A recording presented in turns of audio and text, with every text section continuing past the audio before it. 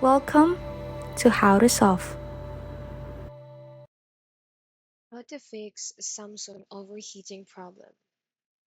First, you just got to open your settings and scroll down.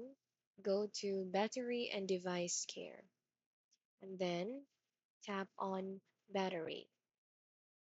And then you toggle on Power Saving and go to Background Usage Limits and toggle it on. And then go back, scroll down, and go to More Battery Settings.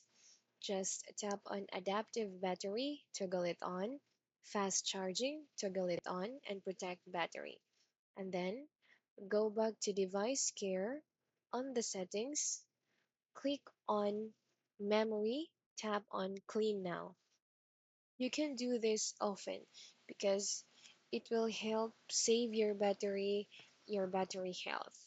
And if the overheating still persists, here are some tips that you need to remember in taking care of your battery or in taking care of your phone.